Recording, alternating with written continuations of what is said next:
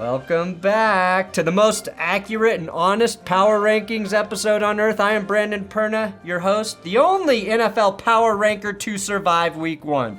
Everyone else is dead. So thanks for coming back. Now this is my curse wheel.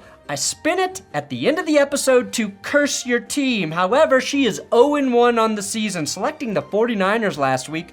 Huge ding to your credibility, by the way. You're making me look stupid, and I don't need any help in that department. Now, I did have the Chiefs at number 1 who lost last week, so maybe the curse of being number 1 is back. I don't know. I don't know how black magic works. I practice white magic, which is not racist. Now today, I'm adding some new things to the power rankings. I've got hell, okay? The realm where Satan rules and only bad things happen. I'm putting a team or a couple teams there every week that just saw everything go wrong for them and don't deserve to be in the power rankings until they earn back my trust. This week, I'm starting by placing the Bills in hell. Can Satan fix Josh Allen? Well, he gave Tom Brady a 21 NFL career with 7 Super Bowls, so I say yes. Josh, buy a Necronomicon, okay? And maybe you will win an overtime game because you're 0-5 in overtime games, passing David Carr for the most without a win or a tie ever. The Bengals, you're in hell. You can't make a guy the highest paid player in NFL history and then have him throw for less than 100 yards for the first time in his career with guys like Jamar Chase and T. Higgins to throw to. Also in hell, the Seattle Seahawks. You brought this on yourselves, Seahawks fans. You talked so much trash to me last year, and you got torched by Puka Nacua and the Cupless Rams.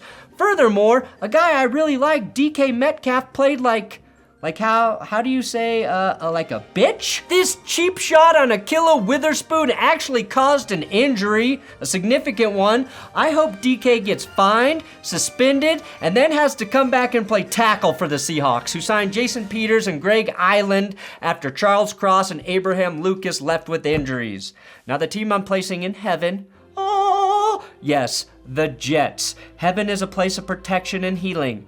Rodgers, if he stayed healthy, I think we're talking about how dominant the Jets looked after week 1. Breece Hall's 83-yard run on Monday night was the second longest run in Jets team history. Breece has the second most rushing yards this week at 127, trailing only Christian McCaffrey.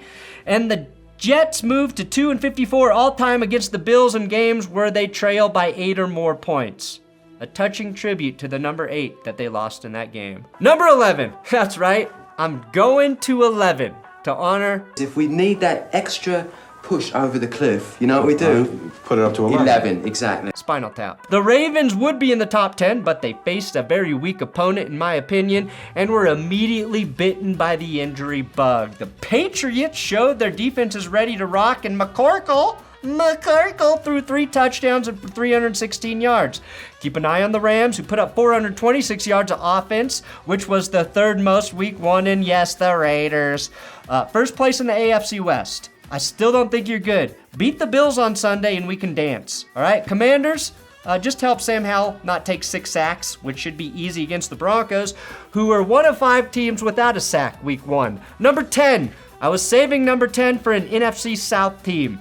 I thought it would be the Saints. However, I'm giving it to the Falcons. You have your first winning record since 2017. Bijan Robinson and Tyler Algier combined for 34 touches, 9 receptions between the two, 25 carries. We knew Atlanta would run the ball well, but fuck. You may have actually started to build your defense. Safety Jesse Bates looked like one of the smartest free agent acquisitions across the league. Let me see that defense shut down a non-rookie, and I'm going to move you up quickly, Atlanta. Number 9, the Packers. As the dust settles on week 1, the league leader in passer rating, Jordan Love. Now, Love showed the Bears and the rest of the NFC North that they might be dealing with another decade plus of superior QB play. He outdueled Justin Fields so badly that Fields had to apologize to the rest of his team. But the Packers outplayed not just Justin Fields, but the Bears as a whole, including Chase Claypool, who might have had money on the Packers given his effort. Now, a guy who surprised me on the Packers was linebacker Quay Walker. Last year, he became infamous for getting ejected twice for pushing coaches and training staff members. He had the pick 6 in this game, yes, but all around might have been the most improved Packer in his second year. Love's biggest concern at this point is Aaron Jones and his hamstring. If I'm Jordan Love, I'm sneaking into Aaron Jones' bedroom at night and quietly massaging his hamstring while he sleeps. Just nursing it back to health. This is not creepy, Aaron. I am your quarterback. Number 8, the Eagles. Philly got the win, but they kind of looked like they were sleepwalking through that victory in New England. The Pats are now a team you can just overlook, I guess. The Eagles, as usual, were dominant in the interior. We know about Jalen Carter, but Fletcher Cox, both top 5 in the league in terms of pass rush win rate for defensive tackles. The offense looked lackluster compared to most games last season, but we do have to remember this is their first game without Shane Steichen calling the plays, and it might take new OC Brian Johnson to just remember that the Eagles' best play is literally just pushing Jalen Hurts up the middle of the field. Just call that play like 10 times a game, and then, throw it a couple times to A.J. Brown and you'll be all right. Also, congrats to Fat Batman on surpassing Real Batman on Prime Video. Number 7, the Browns. I'm as impressed with the 52 other Browns as I was unimpressed by Deshaun Watson. Now, the Browns did get some bad news, losing starting tackle Jack Conklin for the season with an injury, but they still held it down without him thanks to rookie tackle DeJuan Jones. On the other side of the ball, we all knew how good NBA player turned sack master Myles Garrett is, but on the opposite side, Zadarius Smith was just behind Garrett as the number 3 rated pass rusher in week 1. He didn't record a sack, but he had 4 QB hits. That said, getting a QB hit on Joe Burrow is kind of like jumping into a pool and getting wet. If Cleveland wins next week at Pittsburgh, they'll start 2-0 for the first time since 1993. That's 30 years by my math. Number 6, the Jaguars. Now the Jags got a number 1 receiver for a 5th and 2nd round pick. Calvin Ridley contributed 100 yards and still is on his rookie contract.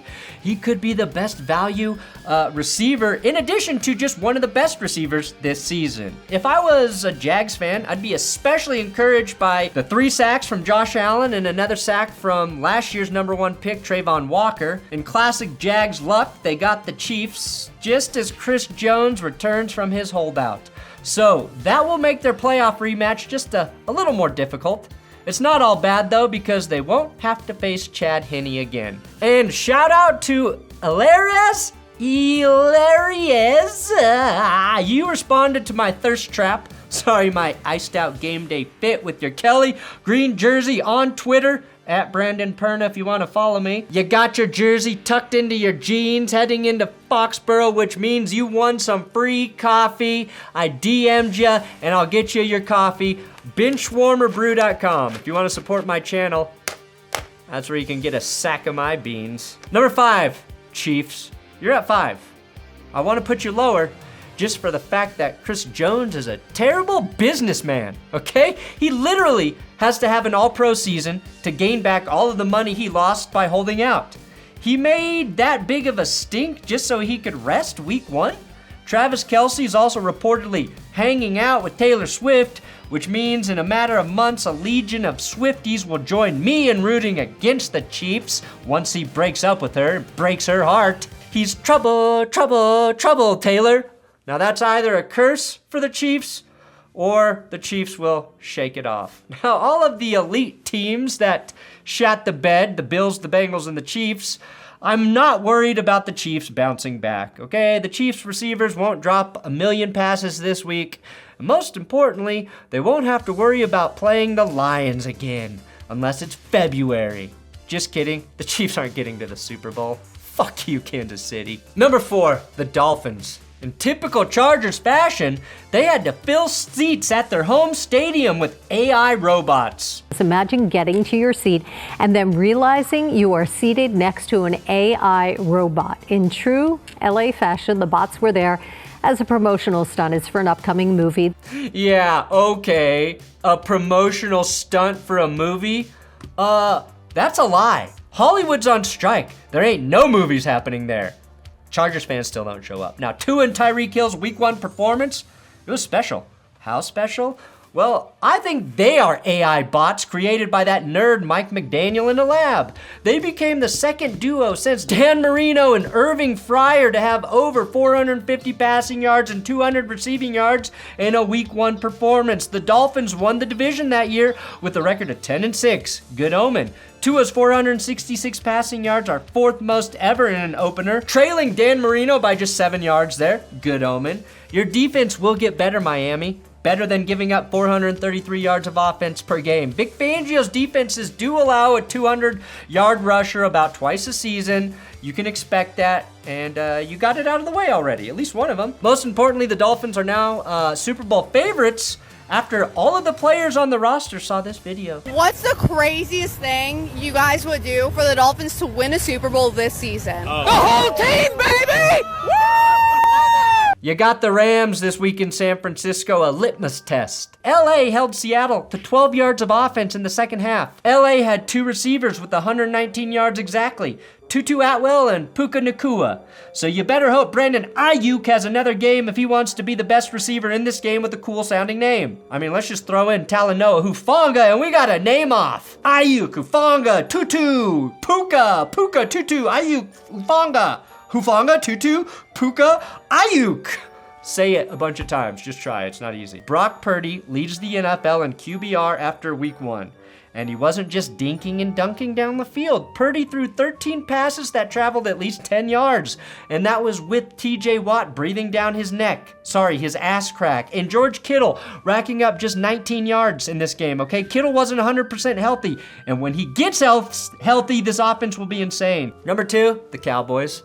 Are the Cowboys a juggernaut? Their 40-0 annihilation of the Giants' hopes and dreams also happens to be their largest shutout in team history. And if you average giving up 0 points per game all year long, I see you winning a lot of games, Dallas. Maybe 12. If anyone can figure out how to lose while holding an opponent to 0 points, it is the Cowboys, baby. Now, it was truly one of the most dominant defensive and special teams performances I've watched in a while. And while Josh Allen fell off a cliff on Monday night, the Dak apologists clamored, hoping to hear the Allen criticisms Tuesday morning. Yeah, same place, different day. Was it enough for you? Were they hard enough on Josh for you, Cowboys fans? Daktivism is at an all-time high, and I wish I could have gone under like Dak instead of watching that Sunday night game. Now, Dak didn't need to do much, okay? A nice spot to be in when your special teams and your defense scores touchdowns in the first quarter. And what Cowboys fans should be excited about right now is this was a team win. It was like a different dude was making an impact play every series, and Dorrance Armstrong had 2 sacks and had the second highest defensive grade on Pro Football Focus for all edge rushers this week. He and Micah each had 6 pressures, most of any duo in Week 1. And Stephon Gilmore, he was thrown at 8 times, gave up 3 passes for 36 yards, and got his hands on 3 other passes. And number 1 in this week's power rankings, you got it, the turf at MetLife Stadium. This is a turf that murdered its own quarterback after its team traded for him. That is a level of confidence I have never seen in the NFL, and its team still won. That shit's crazy.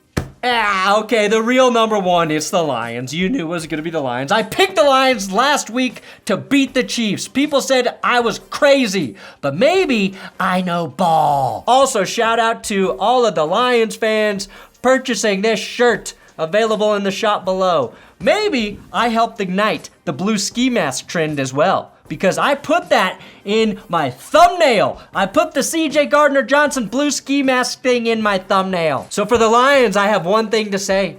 Buffalo all the way this time! Sorry, I'm used to the Bills being my bandwagon team. Bite a fucking kneecap! Bite 'em, Detroit. Jahmyr Gibbs forced the most missed tackles of any running back last week, and I think he's gonna get more than just 7 carries going forward. I'm also really excited to see how their defense performs when the opposing offense doesn't get to count to 5 Mississippi before the defense rushes like the Chiefs got to do. Also, I am curious to see what the defense looks like when the opposing offense, catches any of their passes. Just any of them. All right, here we go. The moment of truth. The moment all of you love and loathe. The curse. Which poor, sap-ass, fuckhole team gets cursed this week? Who will it be? I know, I'm overselling it. I don't think this thing works anymore.